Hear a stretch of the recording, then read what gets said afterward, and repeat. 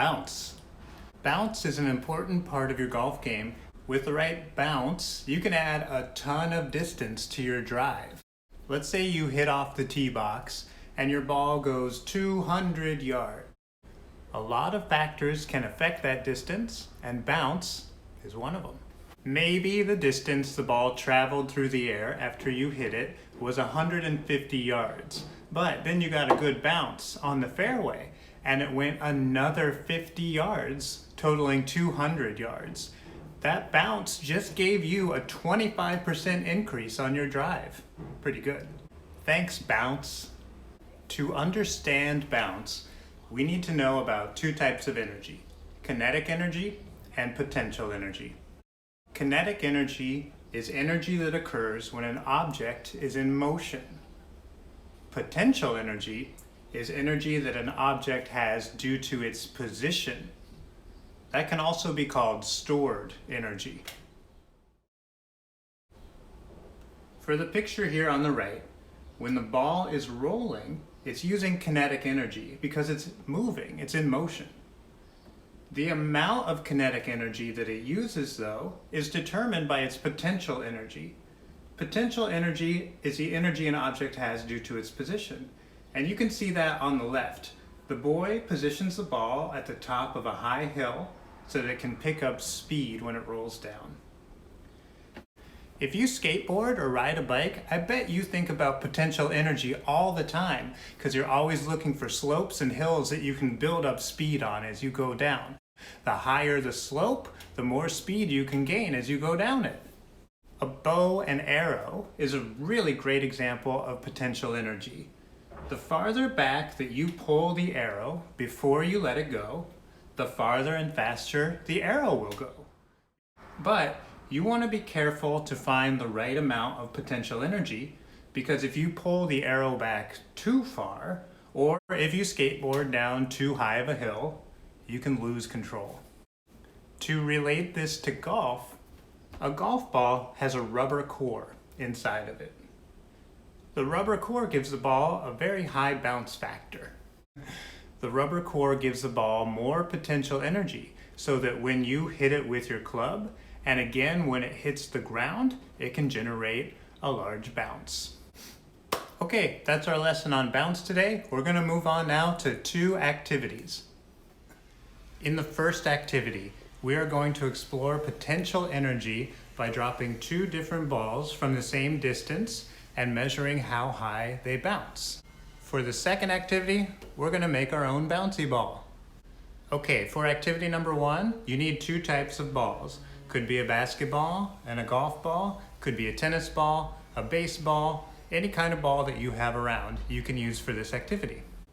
You're also going to need some measuring tape, regular tape, like masking tape is best, something to write with, and a piece of paper. You can really drop the ball from whatever height you want, but I like to keep it regulated, so I'm going to do it every foot. So I'm going to drop the ball from 12 inches, 24 inches, 36 inches, 48 inches, and then 60 inches. So I'm going to write that on my paper, and then I'm going to put the tape on my wall so I can mark those distances and I'll know where to drop the ball from. Okay, I just did 12 inches and 24 inches. Now I'll do 36. There it is right here. So I'm going to mark it with some tape. Okay, I'll just put the tape right here where 36 is. And then I'm going to write 36 on the tape, not on the wall, so I don't damage the wall. And I'll keep going. Okay, so this is my paper for my bounce test. You can see how I've labeled it. I'm going to do two different types of balls. I'm going to do the golf ball and a basketball. And then I've labeled the drop height, and I've left the highest bounce area empty because I'm going to fill that in as I go along. As I said before, my drop height is going to be every 12 inches going up to 60 inches. And then I'm going to do it again with my basketball. And probably what I'll see is that the golf ball and the basketball have different bounce heights. My first drop is going to be from 12 inches right here. So I'm just gonna hold the ball right above the tape, and then I'm gonna drop it. I'm not gonna put any force on it, I'm just gonna drop it from my fingers.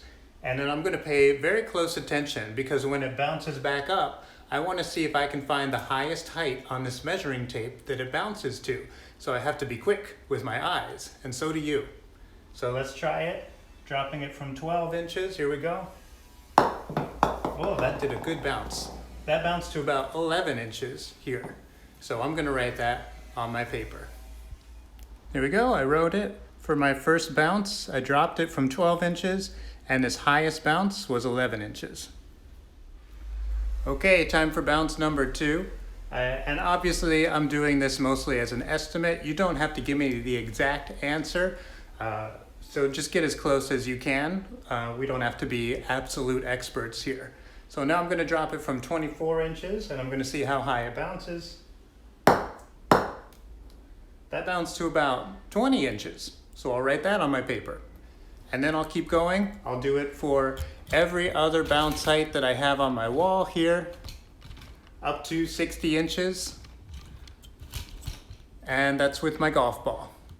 Okay, there we go. So you can see my golf ball bounces: 11 inches, 20 inches, 26 inches, 35 inches, and 42 inches. And now I'm gonna move on to my basketball. Same process with my basketball. I'm gonna drop it from the same heights and see how high it bounces. Do you think my basketball is gonna bounce more or less than the golf ball? Let's find out. Okay, from 12 inches, it bounced to 13 inches. So I'm gonna write that on my chart. Oops, just dropped my golf ball. And I'm gonna keep going from every other height that I have on my wall and see how high my basketball bounces. Okay, I've now recorded all of my results for the golf ball and the basketball. If you look closely at my results, you'll see that the basketball started out with higher bounces from the bounce drops, from the same drops as the golf ball. But then as I went on, the bounces got actually lower. See how this last bounce was 41 inches? And with the golf ball, it was actually 42 inches. So that was a big surprise to me as I was doing my test. Go ahead and finish your bounce test, and then we're going to move on to activity number 2. For activity number 2, you're going to make your own bouncy ball that you can keep as a toy. For this activity, you're going to need a few things. You need a bowl. You're going to need borax, but this is kind of hard to find. So if you can't find borax, you can substitute baking soda, but your ball's not going to be as bouncy. Borax makes it more bouncy. You're also going to need a tablespoon measure, something to stir with, like a craft stick or a spoon. You're going to need 1 cup of water. You're going to need some glue. And then to keep things clean, get some newspaper and spread it out on your work area. This is going to work because glue is a polymer, right? So that means it's like long and strandy, almost like a liquid. But when you add borate, which is inside of borax, it causes those long strands in the polymer to stick together and then kind of mold together, and then you're going to take advantage of that and mold it into your bouncy ball. Quick question, is slime a liquid or a solid? It's neither. It's what we call a non-Newtonian fluid because it's not a liquid or a solid. It's somewhere in between. Non-Newtonian liquid.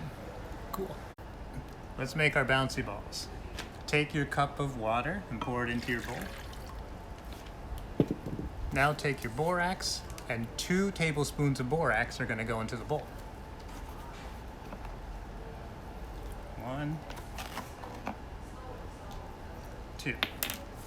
Now take your thing that you're stirring with and mix those together until you can't see the little grains anymore. Makes it really hard.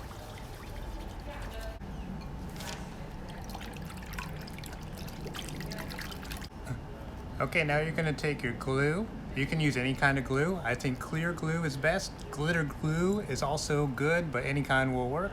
You're gonna take 3 big blobs of glue and put it in there. 1, 2, 3. Okay, stir it around with your stick for a little while. It should be absorbing some of that borax in there. And now it's time to take matters into your own hands. Gotta dig in. Here we go, here's my mix. I'm just gonna roll it and keep kneading it together until it starts to really bond. Those borate ions bond with the polymer of the glue. Okay, you can see it's really starting to come together now. And I'm just gonna keep doing that until it starts to become like a ball and really hold together. If it gets kind of sticky, put it back in the water so it's slick and it doesn't stick to your hands. Okay, it's really starting to turn into a ball. One thing that you should know about these is that these are essentially a super thick slime. So if they might melt or something, they might deform a little bit if you leave them sitting out for too long. But you can reform them when you're ready to play with them again. Ah, I dropped it. It got dirty. I'm gonna rinse it off. After a while, it's gonna dry out and crumble, so try to keep it wet. But right now, it's pretty good texture. Keep dropping it on the ground. And I made my bouncy ball.